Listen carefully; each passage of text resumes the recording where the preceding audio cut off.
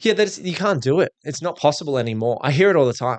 It can't be done. Like, oh, an affordable house in Brizzy's 800K. And I go, yeah, you know, the government's giving you 5%. That's 40 grand. That's less money than I had when I started. You've got mates. Even if you don't have mates, flatmates.com.au exists. So it's that mentality. It's that, are you willing to get back to the broker instantly? Are you willing to go and do the paperwork? Are you willing to get your hands dirty if you're earning 60, 70K?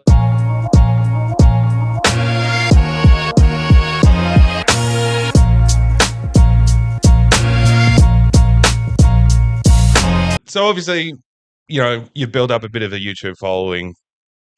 The basis, I guess, of the business at this point is helping, average Joe Blows get into the market and build a portfolio. Yep. We want to take it back a step and I guess start at the early days. So we'll start pretty grounded. How'd you start out? What was, I guess, growing up look like for you? Yeah. And where did it all start? I grew up in Logan, so south side of Brisbane. Yeah, that's right.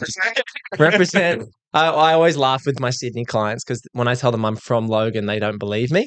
But I grew up in Daisy Hill, which is a kind of middle upper class suburb in Logan. So certainly not the the roughest areas. Like my family, I've got 3 sisters. I went to school around here as well, so I grew up in a family.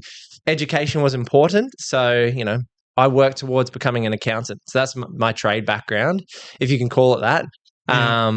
Typing away, keyboard warrior. I started in audit, so worked my way into a job. I finished uni, got my first job in 2016, and then just kicked off from there. So that was my background, working in an auditing firm in Brisbane called Grant Thornton. Did 3 or 4 years there, and then jumped into the commercial industry. And in my first 4 years of work, I saved hard to get that first property, which I bought in 2018. What was it that attracted you to accounting in particular? What was the influence there? I guess the real reason to go into accounting was I didn't know what else to do. And it was very clear to if I could get an understanding of the business numbers, and I knew if I did audit that I would see, I got to see retail, construction, schools, non-for-profits. If I could see how their P&Ls and balance sheet works, even though I didn't know what business I was going to start initially, I knew I wanted to be a business owner, but accounting was okay, if I can cover that, then I know I'll have a leg up. So originally I was going to be a CFO. That's what I thought I was going to be career-wise. It was either CFO or business owner. And the CFO went away pretty quickly as I realized that I could start my own business, 4 or 5 years ago. Yeah. And what did that starting the business look like? What was the initial inspiration? Obviously, it ties into your own property portfolio. For sure. How's that how it kind of came about? Yeah. So I bought my first property in 2018 with my wife, Emily. So we saved for 2.5 years, and then another 2 years. So it's pretty slow to begin with. Once we got our first place, we renovated it, DIY, painting, flooring.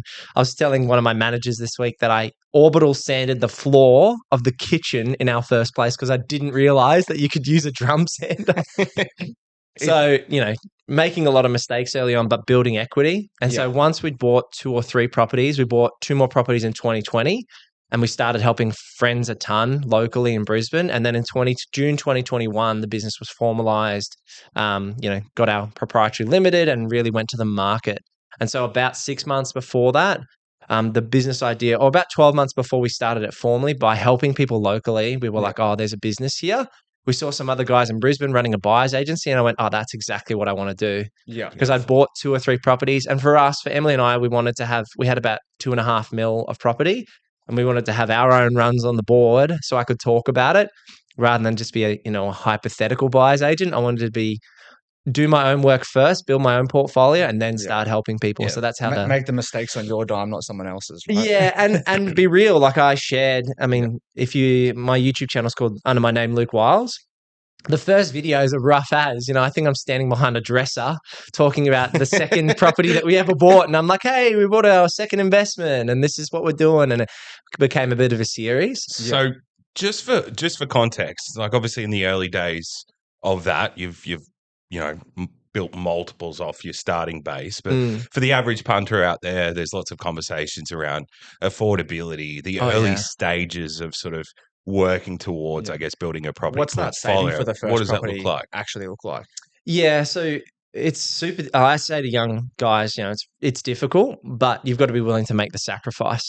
And so we were both on, my starting salary was 45,000 plus super. So sub 50K in total, the whole package. Yeah. So that was 2016, which is not that long ago when you think about it. And so my wage jumped 10 grand in that first year. So massive 45 to 55 grand. I was like, I'm a baller. We're sailing downhill here. Let's go. And Emily was on similar income. She started, we got married 2016 and she started work about 12 months later. So she was working part-time initially. Once she went full-time after about a year, she started at like 65, 70K. So she was well ahead of the post. Yeah, she was well ahead of me initially. And that's kind of the nature of accounting. So those early stages is heavy saving. Like we took an apartment in Holland Park at $320 a week, mold in the bathroom ceilings. It was rough around the edges. It was a little too better. The walls were very thin. It's not the ideal setup of what you want for we got married and that's what we could afford. We had friends who were renting for $400 a week or $450 or $500. And we went, $320, that's $100 a week we're saving. $100 a week's $5,000 a year. We do that for 2 or 3 years, we're 15 grand up. Yep. And so that's how we saved about $66,000 initially. We then bought our first place. And one of the big things that fast tracked us was renting out rooms. So a lot of the clients that I work with buying their first home, if you can get a roommate or 2 or even 3, if you're willing to sacrifice. And I know we were married, but we lived on the bottom level. And we started renting out the middle and upper level. So that's how we really got the ball rolling. And then that's the hard part, right? Is that first deal took about 2.5 years to save and another 2 years until we actually bought the next deal. So there's a big window of time between properties 1 and 2. And that first property that you purchased straight off the rip, that wasn't the forever home. That was the starting point to get yourselves in the market. What was the overall sort of motivation there for thinking, I guess, about property as being the tool or, the starting base to start acquiring some wealth? What was the motivation and why were you thinking property? Yeah, I think it's funny our business name is called Purpose Property because I say every property has a purpose and property investing should help you live out your purpose. And so if that's our kind of motto or mentality, that's how we came up with the business name. And Emily definitely I think she paid $3 off some Etsy to get the logo. What a bargain. Yeah, I know now. Look at that IP. I'm like, yeah. So I guess that's why our business name came about as Purpose Property in 2021. And then the thinking behind that first deal is if, you've got to be aligned with your missus, your partner. Mm-hmm. If you're not on the same page, it can make it very difficult. Like I know some young guys who get married, they tend to want to go get them. And if the wife's a bit more reserved, you've got to come to that same conclusion that you want to sacrifice for something bigger. And so for us, our first place definitely wasn't our forever home. Big timber house, rough around the edges, needed some work. And living with people is certainly not ideal. But for us, the sacrifice was worth it. So it was that stepping stone. Yeah, we actually did a very similar thing with our first property, a nice Woodridge shack for $280,000. We bought when we were 18. We had a full $18,000 deposit. Wow. Used every cent of it and didn't have furniture in the house when we moved in. That was it's probably worth about $1 million now, right? I heard of a sale the other week, like $1 million in Woodridge. Yeah, that's from a friend of ours actually. So that's pretty a bit of street cred there. But we actually, and then we put in a bathroom and kitchenette downstairs and then subletted it, and that person paid the mortgage and allowed us to save for the next one. Like you said, it sounds all glorified when you're actually in that situation. It's not great. You hear people in your house, you're sharing space. It certainly tests. Like it's a good test for your marriage. Like we builds a good foundation. We had a few tough conversations once we were about 6 months, 12 months through. I remember one day specifically, we called it a rabbit warren, where all of our furniture and stuff was like packed to one side because I was sanding floors in the kitchen area, and the kitchen you had plastic sheets hanging down. And I just remember there was something across our rabbit warren that I would walk through, and I just lost the plot. So you do have your tough days, but they've been totally worth it in terms of what we built together as a couple. And I'll share more of my story about the future, but unfortunately losing Emily, things changed, but we still didn't regret making all those good decisions because it was about a shared vision. You have the goal in mind, and some of those things, like you said, the renovating and the late nights doing that, so some of those actually become fond memories as well. I remember I was on that second project which we recorded. There was first videos on YouTube. One of the neighbors, I was hammering something on the floor at 9 p.m. at night, which is a bit naughty of me. One of the neighbors came over and he's like, mate, it's like Friday night. Like, why are you still working? And I was like, oh, sorry, we'll keep it quiet. So we were doing nights. Like we were working during the day, every night of the week, pretty much. We were taping up windows. We were doing those easy jobs, put your music on, headphones in, and chip away at it. And people ask you, how do you do it? Well, we're doing it together. So it was not, like as you said, you get those fond memories, and it was tough, but it's that momentum. That's that snowball effect that really In hindsight, it's a very, I guess, somewhat of a similar story, but it was with myself and the brother. We purchased a place at Carina. We decided to sort of jump in and combine forces, and I think we'd watched a bit too much of The Block. So we're not handy on the tools. We had no context. He's a real estate agent. I was doing fly in, fly out work at the time. And I went, the cost of painters, we'll just do it ourselves. We'll do the flooring ourselves. It'll be easy, man. Yeah. It'll be easy. It'll be easy. We'll get it done in a week. And here we are working in a property during weekdays with no power, living off Uber Eats. Yeah. And we're midway through it and we're having just bickering fights about we should have paid someone. You're just in hindsight, it's a beautiful thing, but you're just drained and you're going, it would have made sense to employ a painter or get some quotes, but we're too far committed at this point. The thing is, we were broke, right? Like paying a painter $5,000, even though that doesn't seem just wasn't an option. It just wasn't an option. I think we spent on our second property $35,000 on the total reno. Wow. And you look at that, and we made instantly about $50,000, which was my wage for the year. And we did it in about 3.5, 4 months. Yeah. And you look at that, and at the time, I'm like, that is so much money. we raked in some brownie points. We actually had some friends who would come over and help us paint. My dad has been raked in plenty of times. Yeah. You've got to have the good help. And even along the way, we had some tradies. Like we had a plumber did a bathroom downstairs for $5,000. Oh, wow. Just because he's like, oh, you're a young fella, just trying to help have out. So you come across things that sort of help you where you need it. But let's talk facts and figures. So what was the purchase price of the first property? So the first house was 802. Yeah. Initially we used, and this is kind of how I got the original idea of a buyer's agent. The guy wasn't advertising himself as a BA or a buyer's agent. He was a pseudo financial advisor. Yeah. But they helped with property acquisition. So it was a different environment in 2018. And Brisbane had done not a lot, but we were confident. We're not investing for 1-2 years. We were 10-year horizon. We're comfortable with Brizzy. So we engaged him for about $10,000 up front at the time, which was about 20-25 now, but it was worth it for us because we would have probably offered $825. Yeah. And so, or $830, I think we ran our numbers because we were looking at it like we're going to renovate, we're creating equity, we're going to rent out rooms. The numbers look amazing, but he doesn't know that. He's thinking that this is a massive house that needs a ton of work. And so that help allowed us to secure the property for 802. And then we probably put in not a ton of money initially, about 35 on the first place as well. But over time, it worked out to about 70 over 3 years. Yeah. Because that's slow. Helped you get to property number 2. And what did that acquisition look like? Yeah, so property number 2 was the start of COVID. So we were the property was actually going to auction. We'd missed out on another property. We were chasing public trustee. Mm-hmm. So we worked out in 2020, like late 2019, early 2020, that public trustee sales tended to sell for a little bit less. So we were chasing them. Where's the next listing? We missed out on one deal in Ferny Hills, which would have been good, but then we bought in Everton Park and we paid low fives. It was about $550 at the time. And so that was $544 is what it ended up being. They wanted $550. We were at $535. It landed at $544. And it was kind of a blessing for COVID, although it was tough for everyone. We started working from home. And so I'm working from home and then I'm like, cool, I can punch out some work in the afternoon.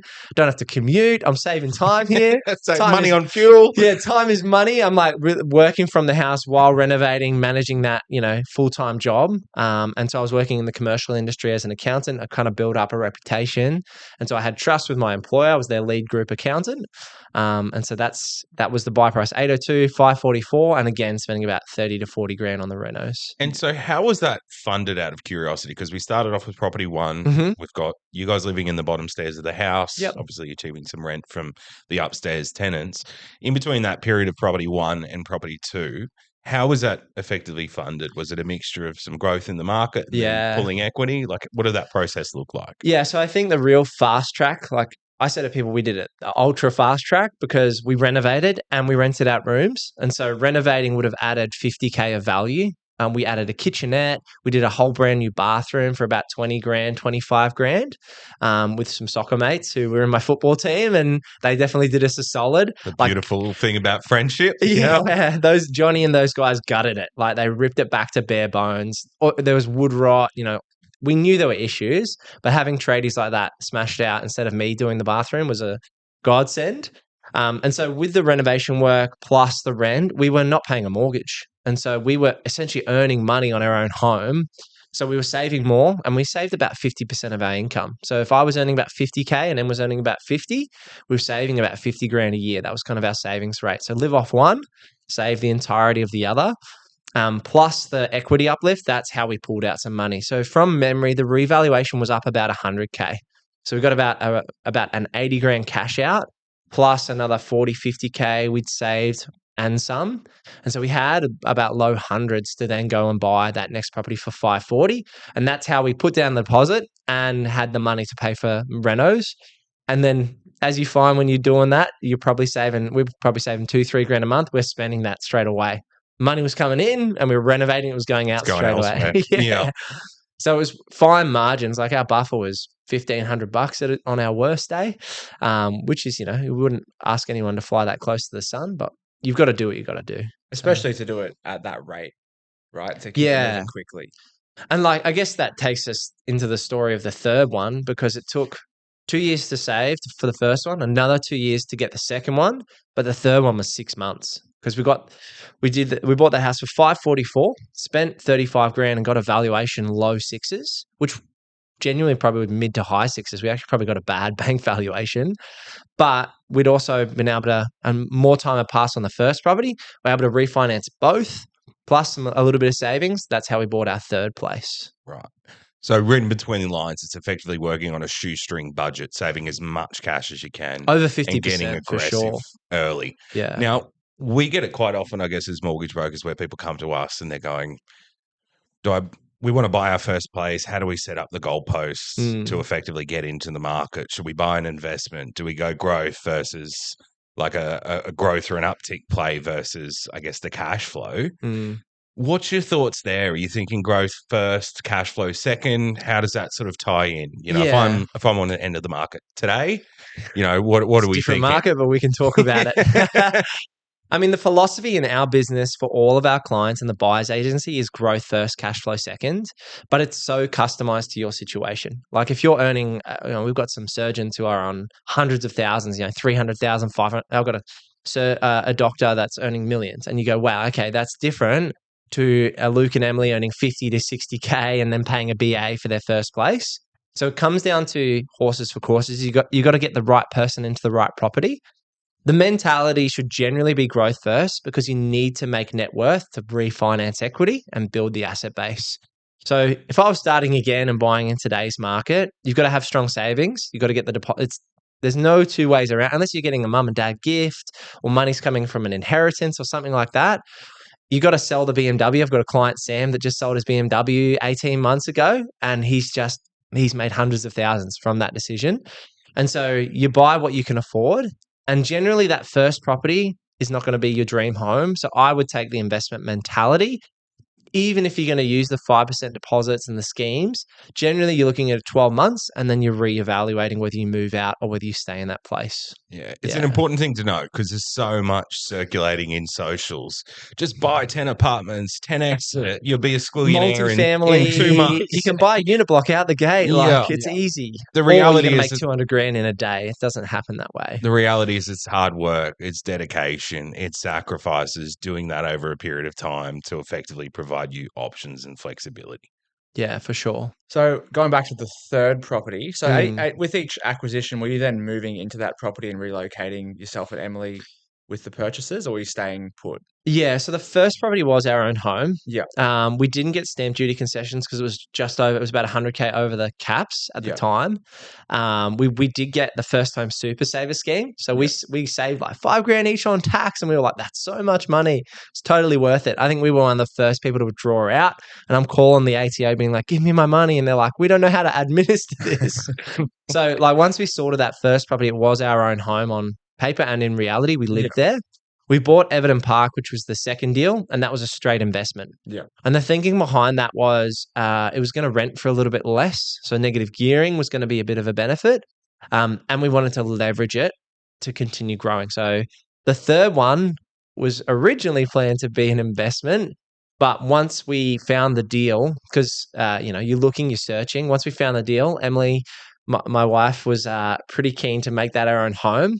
And that one's very memorable because the house was a smoker's house and there was holes, like literally the bathroom floor wasn't there.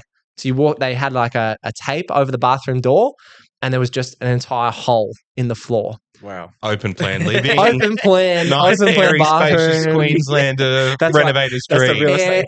Airflow. And so it was a Queenslander, 1920s Queenslander in Greenslopes. And I'm still there at the moment. Plans might change in the near future. But yeah, that third deal was only 6 months after. So we bought that September 2020 after buying Everton Park April 2020. And that was rinse and repeat. We knew we were really good at that time at what we were doing. We knew how to do a YouTube series. We knew how to do the floor sanding, the spray painting, the kitchens from IKEA or Bunnings. And so we had a game plan and we could smash it out. Again, that was a bit more because costs had gone up a little bit. We probably spent about 50 to 70K and it was our own home. So that was the plan for the third one. And so is there some strategy or some alpha, I guess, in potentially moving in and adding those improvements? And then if the property purchase or purpose was to change, is there some strategy or alpha behind that? Or that's just naturally the way that it effectively panned out? Yeah, so keeping the wife happy was the main strategy. Yeah. That's always important. That's a pretty important strategy. I think by property number 3, she'd had enough. Like we were definitely sick of the floor, like noise upstairs, having other roommates nearby, even though they were separated by, actual spaces. And so that was one. 2 was the area. So Greenslopes is a blue chip area in Brizzy, and the value of that property we knew was going to probably be the strongest over time, even though it wasn't the highest purchase price we made. We bought that one for $681. And there's a bit of a story behind that price. I know it's crazy when you look at Greenslopes now and what the median prices are, but it was a 2-bed, 1-bath Queenslander character home and it needed tons of work. Smoker's house, termite damage, and there were actually still live termites in the property that we didn't know about until we started renovating. So you had some roommates. We did. We had some unintended roommates. And so, but we were like, those challenges were things we were more than willing to overcome for the joy of actually having what was to us at the time, that was a dream home. Like we were in a suburb we loved. We were in a school zone where we could see ourselves having kids. We were like, this is the bee's knees. And like to other people who have $3 million houses, they go, why would you want that? But we were 25, maybe a bit older. We bought our first house at 23. And so, we would have been 25, 26. And by 27, we bought a unit block after that. So it all happened mid-20s. There's a lot going on. And I clearly recall I was dealing with CBA at the time. And they were like, you're 20, 26. You're asking for your third place within like 3 years. And I'm like, yep, I'm good to go. I'm a chartered accountant. Give me the money. And my wage had increased. So I was able to service some more debt as well. Beautiful. So there's no shortage of, I guess, overcoming challenges with that. Mm. Now, from everything that I listened to and obviously being in this space, myself, Nevada, all of us, there's obviously some challenges and it's a bit of a team sport. What are some of the biggest headaches you've had, whether that's relating with property management issues, tenants? Because it's always glorified, but there are some headaches in, I guess, building a portfolio. What's some of the memorable ones? Oh, where do we start? Well, on the renovation front, like making major mistakes or just, the quality not being there either. Like we did 7 renovations in 7 years. And by the end of it, I was done. Like I remember paint spraying and I just like half paint sprayed a window and I was like, oh no, there's an hour of time. Like because I was getting lazy with it. Yeah. And so you've got to be switched on. And if you've got the money, pay for the trades, get the quality. But we didn't have the money those first 4 or 5 years. And it was strategy to build a YouTube channel and build a business. And it was something we were making a lot of equity with. And my day job income was 50K to start with, up to 120K.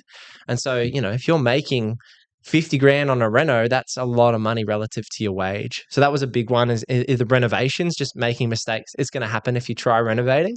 Another big one is financing. So like I said, even though I was mid-20s, the amount of clients and people I speak to that give up on their financing, it's all too hard.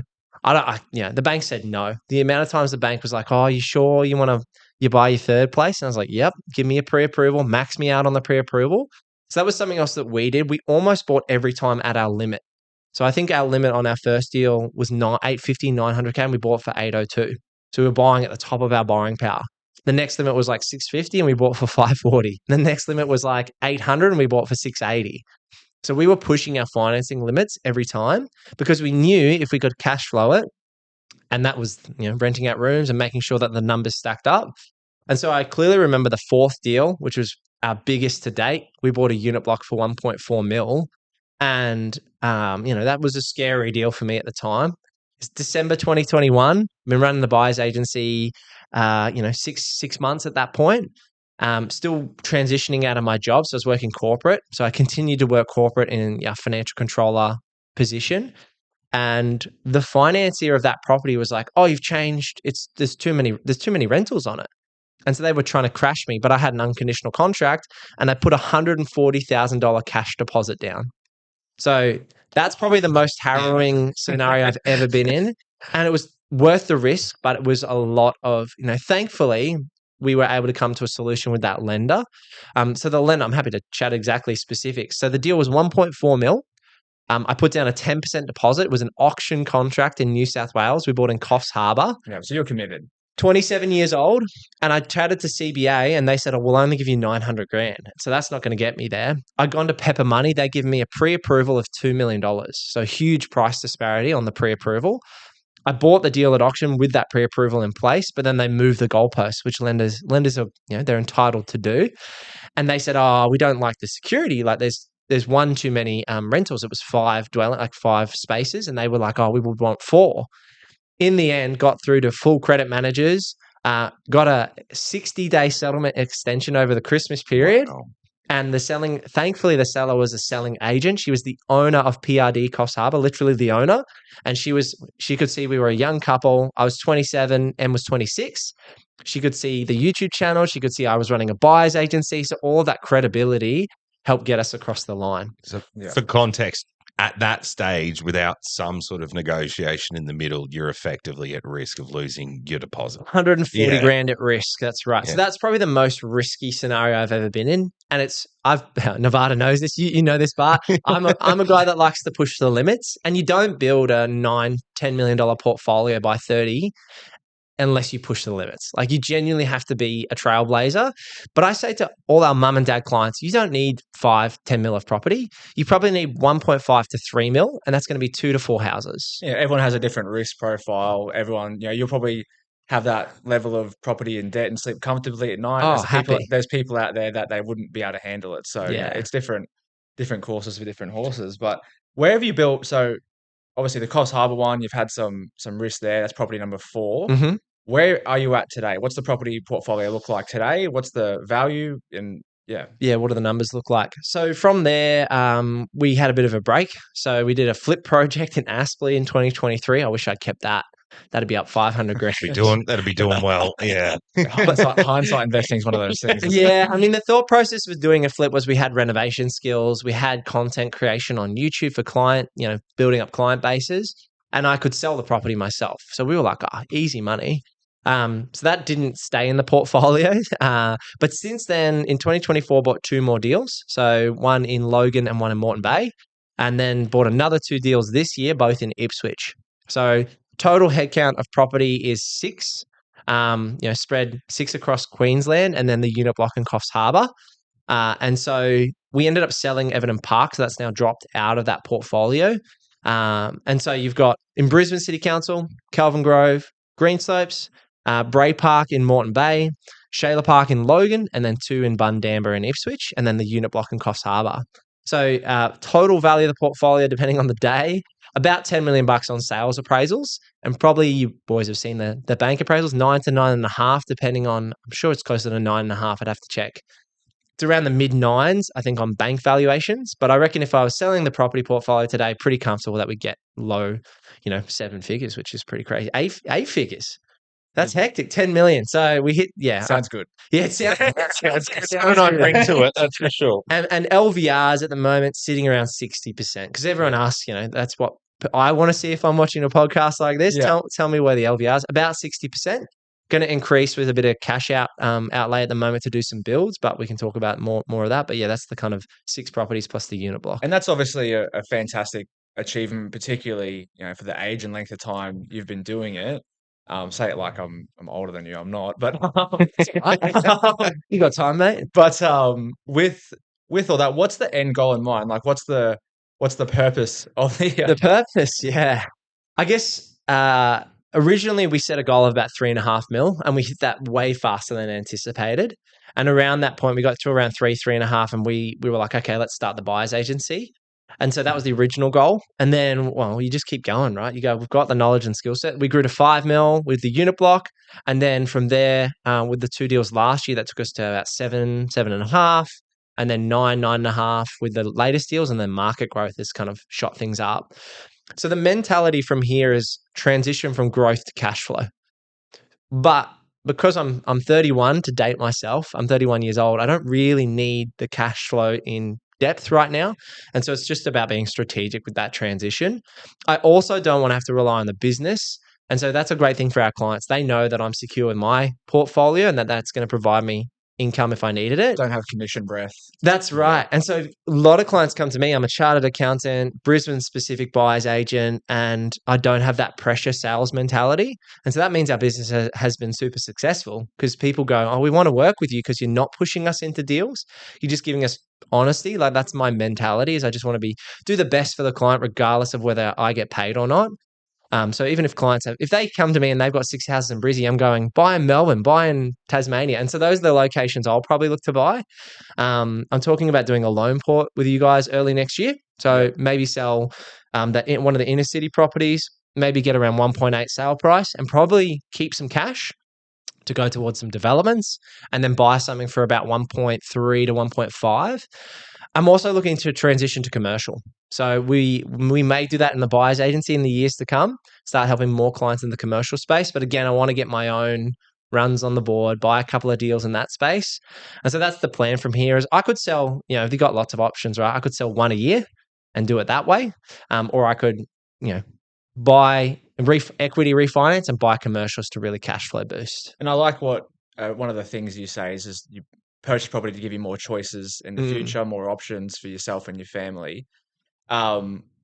We've talked about working on a couple of things at the moment. One of them is potentially adding granny flats on some of the properties. Yeah, definitely. That's a thing we're getting asked about a lot. It's a big uptick in people wanting to cash out funds, build granny flats, increase rental yields. What's the strategy there? Yeah, so we help a lot of clients buy grannies. I know Bart, we helped them buy a site this year.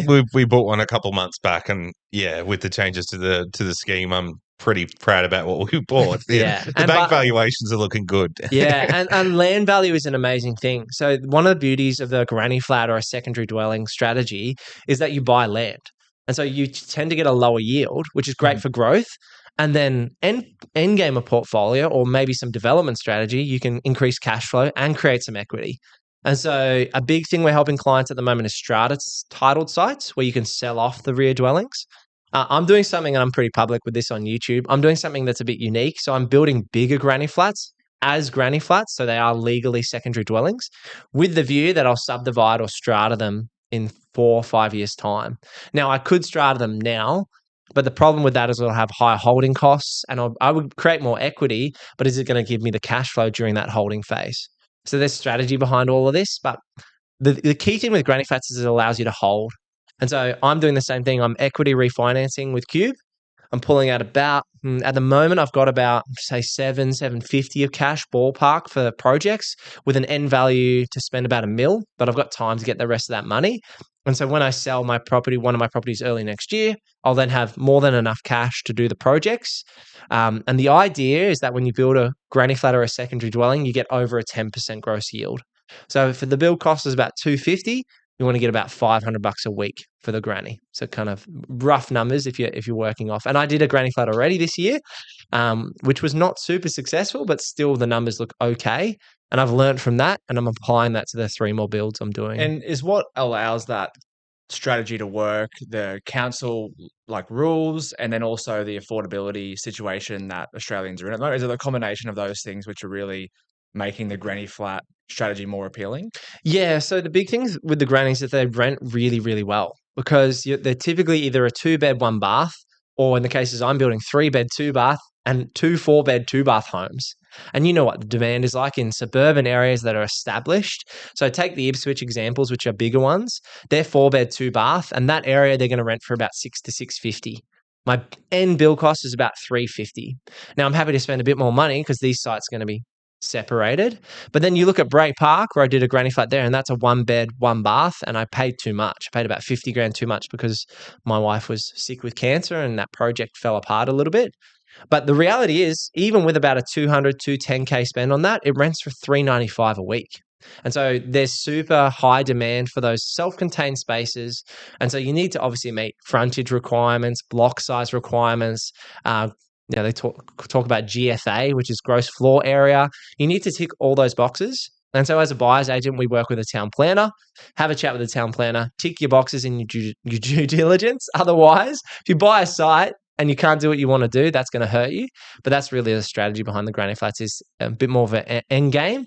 And for some of our clients, it's cash flow now, or even developing to create equity. But you have to obviously make sure you buy right so you can actually facilitate that plan and not just, assume it's going to be all good and, you can't even, build the granny flat. People do get stuck. Yeah. There are plenty of people, and there's lots of, I experienced it. I had a bad builder on the first granny flat I built. And I, at that time, I needed to continue with them because we were about 75% of the way through. So you got to pay that extra 25% or 50% overs just to get it done. Whereas I've learned from that, and I'm going to a bigger builder, more reputable, cash builder, so they don't have any debt, and they do obviously all their extra checks. Yeah. And so I'm going to document that process and Should I bring it back to another thing you said? So you're planning, there's a sale you're planning that's planning to occur early next year. So in what situation does it make sense for someone to sell a property? People often are in the mindset of acquiring more and more properties, but is it a case that sometimes you need to sell, go backwards to then go forwards? Yeah. I think the big thing with selling is, like, I originally, when I started buying property 2018, my mentality was buy only, never sell. I'm just going to buy quality areas and hold. The reality is we sold Everton Park a couple of years ago, and that was to fund other projects. So it was a release of a low yielding asset that had some great growth. And so I say to clients, if you have had some great growth and you want to use those funds elsewhere, that's the time to do it. Plenty of clients do it when they're capped. So say you go to a broker and you guys say, nah, you're not going to get any more money. We can give you 100,000. And that's not going to buy you anything unless you're, even mining towns. And so that's the time to think about, are the assets in my portfolio serving me? And are they working me towards the goals? Yeah. So for me, when we sold Everton Park, we sold that. So, to round out that whole story, bought it for 544, put about 35 grand in initially. It was negatively geared, say 10, 15 grand a year, sold it for 962. So you look at that, and that was about a 4 year window. So we got all the COVID boom out of it, and then sold 2023, 2024. And so we recycled those funds into our own home, which was another project, knowing that we were going to get more equity, and then again, refinance and go again. And I think it's a good point you mentioned there with the financing when you're capped with finance, because we get a lot of people come to us all the time. Oh, I just want to get a second opinion. The other broker said, I can't borrow the property. And we go, yeah, cool, let's run through the options. We punch in the figures and it's servicing fine. And when making those decisions around selling or what to buy, I think it's always a good thing for people to chat to their broker in advance and potentially even get a second opinion. Oh, yeah. If you don't like the answer you got, try somewhere else and see, if there's a different strategy or a different approach they have when it comes to the financing side. And then if there's a hypothetical sale on the horizon, for example, or a granny flat build or whatever it is, you can run those hypotheticals with your broker for sure ahead of time to find out what impact that'll actually have. You don't need to sort of do it and then check. You can sort of run the figures preemptively. I always encourage our clients to do that. Let's just check in every 6 months, see where the property values are at, see where the pay increases are, see what the options are. And then if you have any sort of big plans or whatever, let's run through those changes and see how they impact things before you go and pull the trigger on stuff you can't pull back. Yeah, I think, don't want to pump your tires up too much, but feel free, mate. Yeah. I need an Let's go. Meeting you boys changed my journey, my trajectory. I was dealing directly with the banks and they're a pain. pain in the ass, to be honest with you. Like, Tell me about it. Yeah. And like, I was just dealing directly with CBA predominantly. So I was capped at CBA's limits and CBA this and CBA that. And when I went to Pepper directly, their service was horrible. I was dealing with overseas correspondence, not getting back to me timely.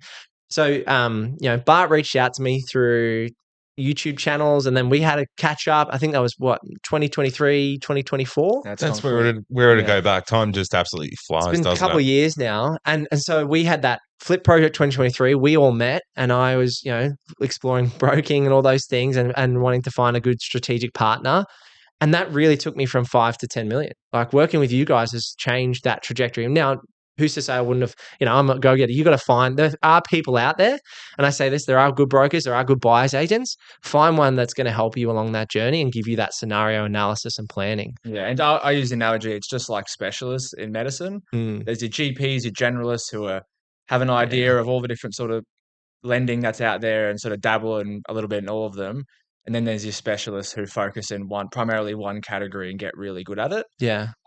It's good to have a specialist in your corner that suits your particular objectives. So that's property 100%. investing or commercial or whatever it is.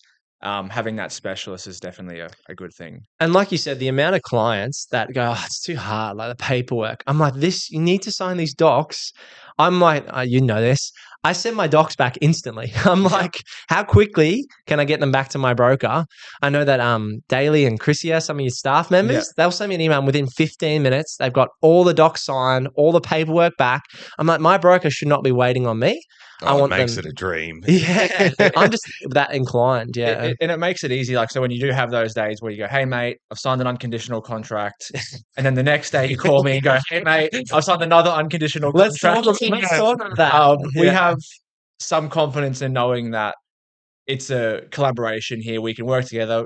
The path we planned on, we might have some hiccups, but we're going to work towards a solution. There's parts of that on our end that we can solve, and there's parts of that, some hoops you might need to jump through as well. Yeah. But when there's that trust on both sides, and including your account, and you have a good team in all those other areas as well, it makes it so much easier to know that there's a solution available. Yeah, and having confidence in your buying power is why you need to work with guys like you. Like, Cube Home Loans has given me the buying confidence.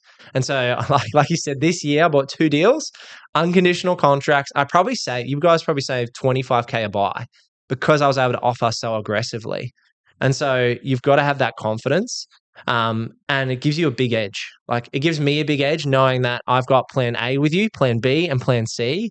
And because I've got a high risk profile, I know that if we don't get lender A, there'll be a lender B. And if we don't get lender B, there'll be a lender C, and there's a lender D. And it's generally a 6 to 12 month time horizon to get better financing anyway. And a lot of people don't understand that, but I know you educate your clients on it, that, hey, if we get you a 7% rate, and it's with a high risk lender, after 6 or 12 months, those refinancing buffers are a lot lower. So that's a huge strategy. If you're with a tier 2 or a tier 3 lender, it's not generally a lender you want to stick with for 30 years, but they serve a purpose. And if they get you a good deal, and then you can sort of move to a better rate in 12 months' time, that's a good outcome. That's it. If you can access effectively the growth now, that's a stepping stone to transition you into the next lending option. It makes sense to obviously take it up. Now, just for reference, guys, don't come to us with unconditional contracts straight from the rip. We talked a lot about planning and having conversations ahead of schedule. Yeah, I'm bidding at auction tomorrow. Didn't you hear? Yeah. Ideally, you're pre-approved. Luke's got a particular risk profile. Well, I was somewhat pre-approved with you. Like, you've got to make sure, again, I'm checking with my broker before I'm making the offers. In my case, you've got all my docs and info, and I'm a business owner, so it's a little bit different. But yeah, make sure you get your with buyer's agency clients, we ask for a pre-approval. Yeah. Yeah. Awesome. So we talked about, grinding out to get some cash, those first purchases. What's your advice for someone if they're in a situation? This is a lot of people that we're seeing. They maybe have the 1 or the 2 properties, or maybe just the owner-occupied family home, which has increased in value massively, and equity is not generally the issue for the most part at the moment. But they're unsure on what the next steps are from here. What would be your advice for those people? I mean, it comes down to you hear this all the time, specific circumstances. Yeah. We're helping. So I've got 2 managers in my business, Anna and Dan, both of them. Dan's going to sell one of his properties in the next 6 months as strategy, and Anna's just bought a property, which you guys are doing the financing for, which is exciting. And so it's the same with my team and clients. It's about that strategy piece. The real big thing I say to people is that owner-occupied debt is going to hurt you. because it's not giving you an income. And so if you're not in the dream home, think about rent vesting because it makes a big swing in the numbers. So just to clarify for complete noobs, what's rent vesting? Yeah, so rent vesting is essentially where instead of buying an owner-occupied residence, you rent and you buy investments instead. Now, what happens is, people want to be in school zones and areas, and so pick Mansfield in Brisbane at the moment. There's a great school zone. You buy a bread and butter house around there now for $1.5 million. It's a 3-bed, 2-bath, or maybe if you're lucky, a 4-bedder, but those are probably getting to 1.7, 1.8. I've even seen some sales in the low 2s, but let's say a $1.5 million owner occupied is your option, and you're going to take 1.2 mil of debt on that. Well, there goes all your borrowing capacity. It's no rental income, and you're leveraged to the hilt with non-deductible debt. Whereas if you go the rent vesting option, you could buy 2 houses for say $750, which you're going to bring in $650 a week rent, and you go rent that house in Mansfield for probably about $800. So if you look at the maths, the chartered accountant in me, this is where my background is and why I was so strong on the accounting front. You run those numbers and easily, if you buy those 2 investments and rent in Mansfield. And so even myself, I'm moving house soon and I'm going to be renting. And then even my long-term strategy is I'm looking at, acreage properties and bigger homes around, Wishart or Carindale that are 2.5 mil, renting for $1,200 a week. And they go, well, I'd be a bit silly to take on any more owner-occupied debt. You guys help me buy more investments and let me rent that. And the roof leaks, it's not your problem. That's right. I'm thinking about the joys of calling the agent and being like, hey, there's some termites. So you got to fix that. Not my problem. The gas doesn't work. The solar hot water's not working. You don't have the maintenance and the out-of-pocket expenses. There's no stress. A lot of Australians say rent money's dead money, but that's not always the case. So I definitely think, you've got to weigh up the numbers. And so that rent money, especially if you look at the yield, like if I'm renting in Carindale, it's a $2 million house for $1,200 a week. It's like a 2.8% yield. So it's not a good return cash, as a yield return. And so where else can you put your money when you maybe get a 4 or 5% yield? And so you're getting much better cash flow and all the debt is tax deductible. Yeah, we're actually looking at a situation now in the next few years, not immediately, but myself and my wife want to end up in the Gold Coast, live in an apartment near the water. That's not particularly an asset I believe in owning necessarily. Beachfront on the Goldie is a great product to rent. Yeah, and that's the thought there. We'll own properties that we believe in the growth and the investment and all that sort of stuff, and then potentially rent out where we want to be because Body Corp and all of the other things that come with.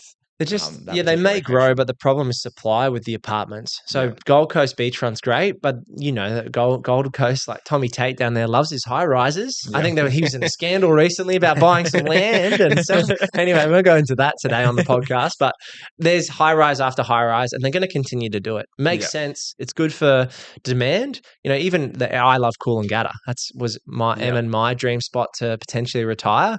Same thing. We're probably just going to rent a 3 mil apartment. $2,000 a week, $1,500 a week, no headaches, call the agent, enjoy the lifestyle and build your property portfolio elsewhere. Yeah. Perfect. That makes sense. Now, you're obviously fairly heavily, weighted in Brisbane and surrounds. You get asked that a lot, yeah.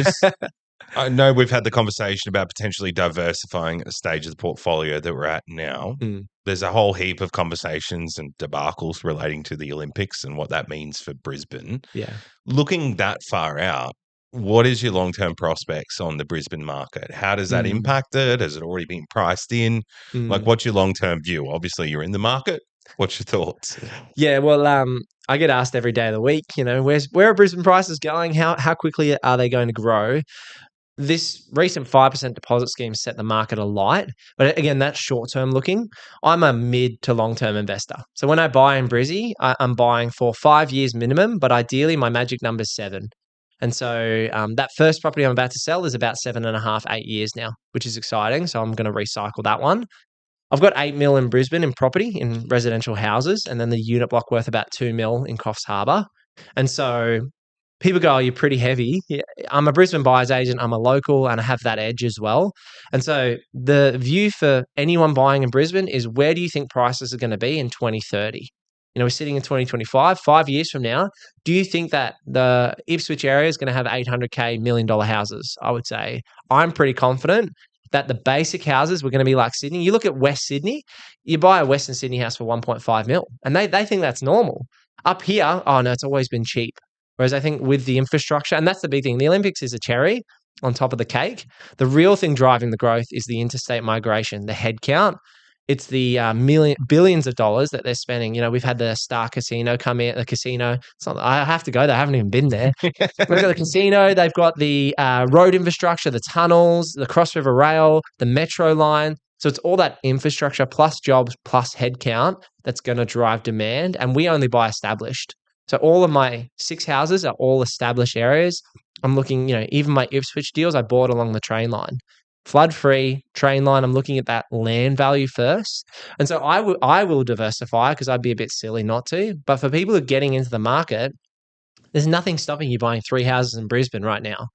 And Warren Buffett says that diversification can be stupid if you understand the principles and what you're investing in. So I'm backing it with my own money, and that's where I see the value over the next 5 to 7 years. And I like what you said there around the investment time horizon, because technically, property sits in the high risk investment category. And obviously over the last few years, we've had some big growth and big booms, which has been great for a lot of people. It's obviously on the other end of that made it trickier for some people to get into the market as well. With the investment time horizon, if someone comes and sits down with you and they're like, I'm going to buy today and I'm going to flip it, I'm going to sell it in 6 months versus the time horizon I'm going to buy and hold for 10 years or 7 years, whatever that figure is, how does that time reduce the risk or take some of that risk off the table? Yeah, so it's about that compound growth. You've got $1 million asset, and if it grows by 10%, you make $100,000. Which, if you're going to work for $100,000 a year, that's a lot. That's, I remember I was working 50-hour weeks for my 50K or more. It was pretty sad, but it's the reality of what you have to do in those jobs to get your chartered accountancy and get through. And so for clients, you've got to have that long-term vision. We don't really work with developers. We don't work with short-term speculators. At minimum, you're probably looking at 12 months because you want to have, your CGT, your capital gains tax exemptions and 50% discounts. But the idea of investing is that it should be for mid to long-term time horizons. If you want to chase some short-term wealth creation, buy with some value add in mind. And that's where I like the strata titles, or I like the renovation. So it was renovations and now it's moving to these secondary dwellings and strata titles for clients who don't want to be hands-on. So those are risk mitigators, right? Because there's something in your control. I say pull the lever, Kronk. Yeah, exactly. You can control that lever, increase the value, take some of that risk off the table, hold it, make sure you can afford to hold it and not in a situation where you're forced to sell. Yeah. You can hold those things and allow the market to do its thing, even if it's doing these fluctuations. Like the trend is generally buy with those fundamentals. Don't buy it like, I don't want to out people, but I know people personally when I was a teenager who bought 5-6 mining houses. Yeah. And you look at them and they lost $400,000 a house. Why did that happen? Well, the towns were 10,000 people. And so I personally wouldn't buy in an area that doesn't have at least 50,000, but ideally 100,000 plus. Yeah. When I looked at Coffs, I went, okay, the region's probably got 150,000 in the entire region. Coffs has got about 75 in the more localized region. Great. Comfortable buying in that major. So don't, I'm a Brisbane buyer's agent. You don't have to buy in Brizzy. Melbourne's got some good fundamentals. It's going to be slower and the yields suck, to be honest. Yeah. You get 3% yield down there. So there's other, and I'm counter-cyclical. I'm looking at Tassie going, it's had no growth. Everywhere else is growing. Maybe Tassie in 5 years' time will start to come back. And so you want to be on the front, of that, surfing that wave. You want to be on the front of that wave rather than the end of it. Yeah. I think that's an important thing that you bring up, particularly because we do get, clients that come to us from a mixture of all different backgrounds, and sometimes they have established portfolios that are in those mining towns. And you look at it from a long term, like if you're looking at it from a risk perspective, lack of diversity in income, and a lack of that owner-occupied market that wants to consistently be there, and the whole economics of the whole town shift. That's a risk, right? What's the driver? Because people buy those for the yield, right? So you buy it for $800K and it rents for $1,500 a week. Well, what's driving the yield? Is it owner occupiers? Not at all. It's the mine that's got limited housing and therefore they rent for a crazy yield. And the risk is kind of factored into that return. So that's why I'd rather buy commercial in good areas, get your 5, 6, 7% net yields. You're not getting the crazy, returns that you get in the mining towns, but that's how I plan to diversify long term. And then the real question is, why wouldn't you buy, those cash flow assets, why wouldn't you buy the commercial now? It's because they need 30, 40, 50% deposits. And they generally have lower growth potential, lower value add potential, higher risk, tenancy risk. There's so much more. Yeah, they can be vacant for longer periods. That's right. Yeah. And so I'm saying to clients, don't jump into the commercial too soon. Focus on your growth, build up that equity, and then you might look at it when you're 5, 10 million. When you're end game, when you're planning on retiring, that's when you transition. So what would you're fairly established, obviously, into your journey. What would you say some of the biggest misconceptions about wealth building would be? Yeah, you can't do it. It's not possible anymore. I hear it all the time. It can't be done. Like, an affordable house in Brizzy's $800K. And I go, yeah, the government's giving you 5%. That's 40 grand. That's less money than I had when I started. You've got mates. Even if you don't have mates, flatmates.com.au exists. So it's that mentality. It's that, are you willing to get back to the broker instantly? Are you willing to go and do the paperwork? Are you willing to get your hands dirty if you're earning 60, 70K a year? Will it be easy? Not necessarily. Will it be without sacrifice? Absolutely not.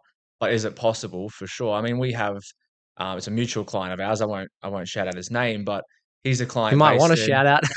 Yeah, that's right. Based in Victoria, he owns 5 properties, still lives with mum and dad. Yeah. Because that's what allowed I know exactly who you're talking about. That's what allowed him to fund those purchases. Yeah. And he loves his parents, loves his family, but I'm sure he'd much prefer to have his own space. For sure. But he's made that concession because he has that bigger, more longer term view. All about purpose, right? It's all about vision. Unfortunately, we haven't touched on it yet, but unfortunately my wife passed away from cancer last year, so about 10 months ago. Yeah. And she was 28. So that's a hard thing to take because we were, investing for a future and we were investing for a family. Like she wanted to be we've got 2 little boys who are 3 and 1. Eli will be 2 in December. And so losing her gives me, I appreciate that journey. You've got to enjoy the journey. Like how many people say, if you're in a $5 million house and you're by yourself, who cares? Like to me, that's not life. That's not what life is about. Yes, work towards those goals as a family. Let's say you've got 3, 4 kids and you're going to use all those bedrooms and you're going to use the tennis court out the back. Go for it. It's about the purpose behind what you're doing. Yeah. And so I think when people feel stuck in the mud and it's all too hard, you've just got to be willing to sacrifice, maybe live with mum and dad longer, maybe rent out some rooms, maybe do those extra hours at work to get the commission that your broker can then use for your servicing. So it's about stacking those wins. And I talk about the 1%ers. The reason I got to 10 mil so quick at 30, 31 was all about the 1% increments. How do I understand the financing side? How do I understand the right deals? You stack those wins up and it compounds over time. Yeah. And speaking on the personal side, you're obviously a father of 2. You've had the tragedy with Emily. I know you're a man of faith and that's a big part of your life. And as a business associate and also a friend of yours, I feel like that's something you carry in everything you do and the way you operate within your business and 100%. The way that you transact on deals. Like something goes pear-shaped, it's never never rousing on anyone. You kind of just, what's the solution? That's the Holy Spirit in me, mate. That's not me. I'm angry as. You carry that nature. And I feel like that does have some impact on the outcomes, but speak to that with obviously your plans with Emily and that tragedy makes me upset. It makes me upset, man. I'm doing my best not to cry. Yeah. How does that change the goalposts and the plans for you and your 2 sons? Yeah. I mean, the biggest thing with losing her, I have so much hope. I'm a Christian. I follow Jesus, and I don't know how people go through cancer journeys without that. That level of hope and faith has strengthened me. And as I joke that like it's the Holy Spirit working within me, but there are fruits of the Spirit, love, joy, peace, patience, kindness, goodness, faithfulness, self-control. All those things culminate through my faith. And I'm public with my faith. I have a separate channel out there online on YouTube that I talk about my faith directly. And I love that. And we shared faith together. And so going through a cancer journey, it was quick, unfortunately. She got diagnosed with ovarian cancer at 27 years old and passed by 28. And she's a real reason we were so successful. People think, you're the face of the business, you're the brand name, you're the reputation, which is all true. And I've gotten better at talking because I say I'm a professional yapper. That's my I should That's have your that on. qualification. I need that on LinkedIn, right? Certified yapper. Yeah, that's right, certified yapper. But our faith has culminated in the business. Purpose Property was backed by our faith in the beginning of it. It's a leap of faith when you start a business and you take the risk, all those things. And so it was a shared vision that she would be a stay-at-home mum. And I say to people, I'm not a great mum. I do my best. So I've got boys that are 3 and 1, and they were Eli was 11 months old when she passed, and Asa was 2.5. So when I think back on that, that is heartbreaking for me. And so the money is great, but it's about using it well. And so we didn't feel like we missed out, which is such a joy to me. Looking back on, we got married at 21 and 20, and we were together 11 years. And it's such a blessing to know that we got married young. We dated when she was 17 and I was 18. I snapped her up. And so there's no regrets with any of that timeline. And even people look at us renovating, sacrificing, saving so hard. It doesn't feel like a waste because we were in it together, and we both hope for a long life. Everyone does. Everyone wants to live to 100. But in the context of my faith, I was reading Isaiah, which is a book in the Bible, and it even says 100 seems like a blip. 100 years old seems like a baby to God. And so because I'm a Christian, I have a faith and hope in eternal life. That's how I balance, working with clients and being honest and transparent and price. I hear buyers agents, they don't price their business. And I go, I want to be the business that presents it in a way that I would want to be a client. And I know it's the same with you guys. You treat people in a way that you would want to be treated. And it's such an honor to work with you guys on that front because I have such confidence in my broking team. My property manager is the same. And so my faith is something personal, but it also presents in the business front. And so, yeah, it's definitely a joy to have had that journey. I guess to answer the second part of your question, which is moving forward, it's hard, we had a dream to, we built our dream home. So that's worth, low 2s at the moment in terms of value, which is awesome. And it's a beautiful house, 5-bed, 3-bath, 2-car. Yeah, it doesn't look like now what you were describing when you finished. Yeah, what about the holes in the floors? It's definitely not open air. I saw, yeah. And so we did a video series, which she edited all those. She was so passionate. And I think one of the biggest things for me is I don't care about material stuff much. Like I haven't bought a Harley or a BMW, though I was close to buying an old BMW. I convinced myself out of it because it was going to be fleeting. And I would have loved it for a week. And then after a month, I was going, it's just still a car. And so I got so much joy in seeing her joy out of the journey and knowing that she was going to get to be a stay-at-home mom, knowing that we were building a business together. She got to see her dream home be finished, and she passed in our home, which was such a blessing. So I guess moving forward, I'm downsizing, which is I had a client gobsmacked at that, going from a $2 million home to a $900K place and renting. And so it's like, why are you doing that? Like you've got the net wealth, you've got the money. Why are you moving into a crappy little 3-bed, 1-bath place? But it's about simplicity for me.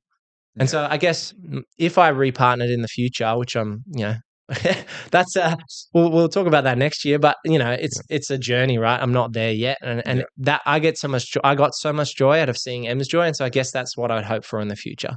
That if I did find a girlfriend and eventually a wife, that I get so much joy out of journeying with that person, and same with my boys, and so I want to have as much time with them as their dad now. But as I joked, I'm not the best mum. We tried that for a few months. And so they're doing daycare 4 days a week, and they'll do daycare 3 days a week next year and have some more time with Nana, who's retiring, and all those things. So I'm able to help Nana retire essentially. Yeah. And because of the portfolio. And so that's the vision moving forward. I think that's a beautiful thing that you touched on, is that effectively it's not the money, flashy material things that really matter at the core of it. Yeah. Effectively what matters is the ability to create options and create those little moments. Out of curiosity, this is just more out of my own personal curiosity, is it something that I really struggle with trying to sort of wrap my head around and conceptualize, I guess, faith and where that stems from. And I can definitely see through family relationships that's, brought, I guess, the family closer together with respect to my auntie and uncle who are very faith driven. Yeah. Is it something that sort of you grow and build on? Yeah. Or is it something that you just, I don't know how to even phrase the question, but I don't know How how does to faith phrase the how does question. faith work for someone that might not have, my faith stemmed from my parents. They're both Christians and they Bible believing. They went to a Church of Christ growing up, so I was in that environment. And the question is you guys probably have seen lots of people that would have been in Christian families and wouldn't say they're Christian now. It comes out of a personal decision. Following Jesus for me is a personal choice, as well as as you said, you described it really well. It grows. So you start where you're at. And like one of the best things about the Bible is that we all fall short. And so it's terrible for Christians that they are seen as self-righteous. I'm better than you because I don't want to look at pornography, or I don't want to sleep around now. I'm seeing, because I had some non-Christian mates who were like, "Oh, you going straight on Tinder, or is what's your game plan? You got tons of money, you could take women out, you could head to Dubai." I'm like, Dan no, Bilzerian over here. yeah, I'm like that's not my value alignment, and so personal faith is a choice, right? And it starts from a decision and in the Bible it talks about seek and you shall find. And so a lot of people harden their hearts. They are not open to hearing about the Gospels. That's one of the things I love about you guys is you're open to it and you're starting from where you're at right now. So I would encourage you start where you're at. You recognize that you are who you are and you're in your current life situation, but seek and you shall find. And that's what Jesus says. And so it just starts from that point. And then over time, losing Emily, I've had so much time, unfortunately, put the kids to bed and they go to sleep. So I play a lot of music. I love singing.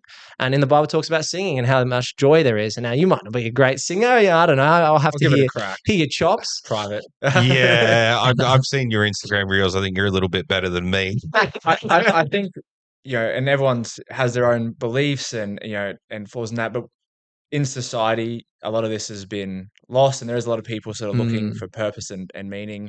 And I think in an example where you can see someone that's and your family that's gone through the tragedy that you've gone through. Yeah, losing him at 28 is definitely a tragedy. And it's not, and without, I met Emily once or twice, and to lose someone like her is the big part. That's you feel the weight when you know what she's like, I guess, is the... Yeah, you understand her. And then you look at your own family. You look at your wife and, your partner. Special people. Like I know from me personally, all the things I resonate with Ted's like being a stay-at-home wife. Like that's something me and my wife have worked towards. And, I'm pretty frugal when it comes to finances.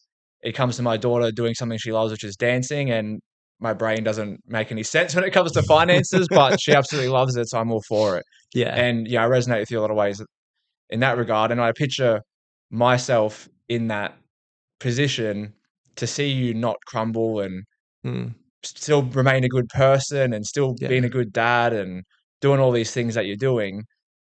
You've got to put some of that, like that's obviously that religion's helped you do that. You got to sort of see that as a powerful thing. Yeah. And like I joke that it's not me, but it doesn't feel like me sometimes. I have had tough days losing her because again, purpose, she was my big purpose in a way. We have lots of work purpose and family, and my faith is a big part of that. And so I guess, when people ask me, I'm always happy to talk about my faith and encourage people to explore their own journey. And the biggest thing with losing Em is it identifies the hope. Like, do we believe that this lifetime, that us guys sitting here in these bodies is it? If you believe it's it, that's pretty sad to me. Like that's a go out and do whatever you want type mentality. Yeah. Because if this is it, why are you not on a plane in Ibiza tonight, partying? Why are you not living it up? Like fist up in the air with glow sticks. That's right. Because if you genuinely believe that this is it, that's what you'd be doing. You'd be going crazy and you're trying to make every single second count. Whereas to me, there's so much more meaning in believing in a eternity and that this life is short and I've got to live it well. And so, yeah, it's a challenge. But Jesus, and I talk about God, Jesus and the Holy Spirit. I believe in the Trinity and all those things. And so I believe that God is working within me. And so it's allowed me to run a business. Like I've got 7 staff and that's a big deal. And 2 little boys, 3 and 1 now, mate. The amount of nappies I've changed, I tell you, I miss Em because I want you back with some nappy change. But it's character building. And like one of the things people encourage me in is my character. And I probably value that more than making a ton of money, more than having a nice house or good friend. Like I value my personal convictions and character about being a man that is steadfast, about being a man that is honoring of others, that is encouraging, that's got self-control is a big one for me, that I won't fall into temptation to blow the property portfolio, to, you know, give up on my kids and just, you know, live a selfish life, which is a temptation, right? But it's about honoring Emily in the way we move forward. And I think those fundamentals carry through and everything. If more people can just carry those things in business or whatever it may be, but particularly in business, like we'd all be better off. Absolutely. You're looking after your client as your first, and it's genuine. Now, you got some bad clients, right? They are tough days. I remember when Em was sick and a client chewed me out because I couldn't have a phone call with them. And this was like a month or two before she died. And so she said to me she didn't care on the phone call. I don't care your wife's dying from cancer. Now, when I hear that, it's a tough conversation because I had a bad day that day. Yeah. But 99 out of 100 people are going to be amazing. And so if we can, that's why I want to encourage you guys in your own faith and anyone watching this in their own journey, that, faith is something that's shared and can help you in all areas of your life, business, family, your personal work. It's amazing how you can transform. Yeah. Yeah. Finishing up or wrapping up for today, and I'm sure we'll do another one. If there's one thing that you would want people to remember from the conversation or take away, or if there's a couple of things, feel free. What would that be? I think it's about being purpose-driven. Our business is called Purpose Property, and there's very clear, it's such a blessing to have had that clear vision from the start.